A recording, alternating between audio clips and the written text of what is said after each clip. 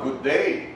I am Dr. Vito G. Roque Jr. of the Epidemiology Bureau, and today I will be discussing the steps in outbreak investigation. At the end of the session, you participants will be able to understand the 10 steps in outbreak investigation and be able to apply this in the future investigations activities. Epidemiology is not a science conducted in a vacuum. Epidemiologists are in the field every day, putting their expertise to use.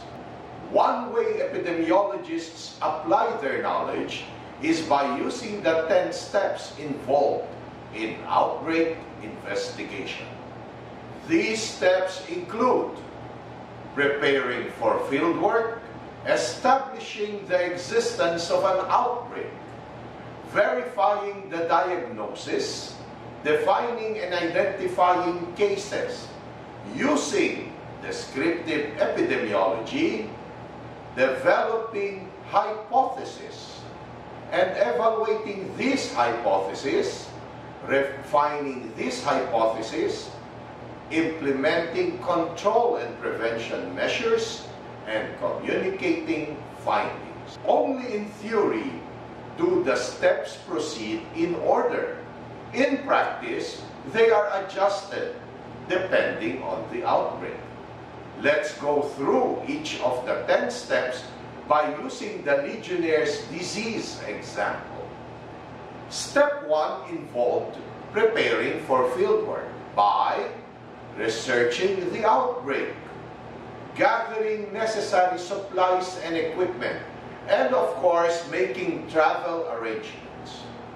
The field investigator also consulted with other entities, such as healthcare workers and the local health department, to determine everyone's role in the investigation and to learn who the local contacts would be after arriving on the scene. Step 2 is important in decision-making and in doing epidemiologic response, establishing the existence of the outbreak using multi-source data that will help you decide if you need to go to the field or decide if the health event is just a fully noted incident. In step 3, the epidemiologists ensure that the problem was accurately diagnosed by speaking with the patients and reviewing laboratory findings and clinical test results.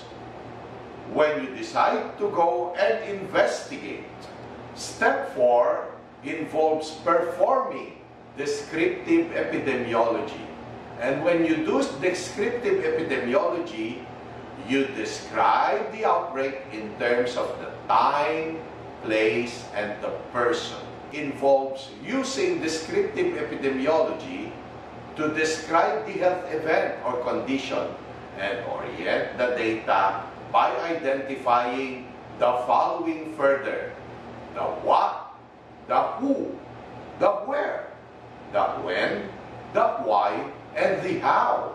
After these were identified, the field investigator proceeds to study the dates, the times, the places, and the persons.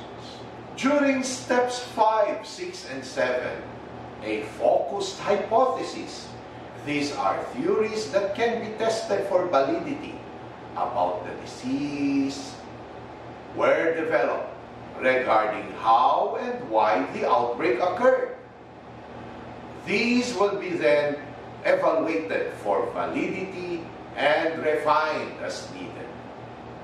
During these steps, the field investigator on this outbreak investigation can test the hypothesis by conducting a randomized survey of community or study participants in a given place and time period, and it also includes the place traveled by the cases. By reviewing the data through interviewing key informants who had become ill reviewing hospital emergency department admission data as well as community clinic records, and collecting environmental samples from selected locations. There is also the need to review other related data, such as weather records, for any correlation between a weather event and the onset of illness. Interviewing key stakeholders, community leaders, and health workers about how the health event happened, and conducting analytic study as necessary, or if the investigators are trained to perform analytic studies. When the epidemiology does not fit the natural pattern, we should think unnatural. That is, we should think that the outbreak might be intentional, or we should think about the concept of a possible bioterrorism. One of the problems with doing observational research on humans rather than a controlled trial is that you don't always come up with the same answers. As a code, I'm old enough not to trust any single study, not even my own, from George Comstock. It means that no outbreak or epidemiological studies are the same, and there are always causes of the disease and the effects of the factors contributing to such diseases. After the cause of the disease was identified, outbreak investigators moved on to step 9 to minimize further spread of the disease or health condition, and controls are to be implemented. It is important to document other stakeholders' actions taken and to recommend preventive and control measures based on your findings. During step 10, investigation findings are communicated to the following: local health authorities, the medical community, the general public, and the lawmakers and other leaders.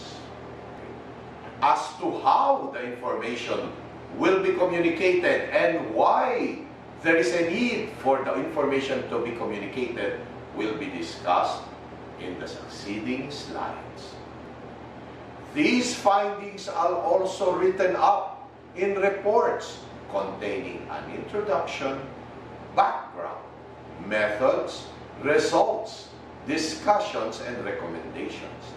These reports serve not only as a record, but also as a tool for future investigators and as a contribution to the scientific knowledge base. Good investigators follow up or track the outbreak over time, especially if the health event or the outbreak is still ongoing.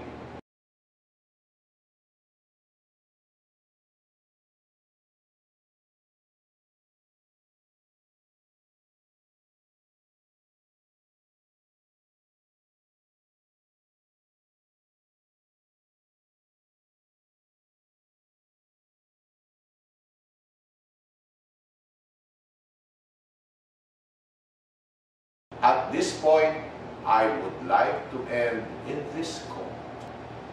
Epidemiology is essentially an inductive science, concerned not merely with describing the distribution and determinants of the disease, but equally or more with fitting it into a consistent philosophy by Wade Hampton Frost of the 1920s.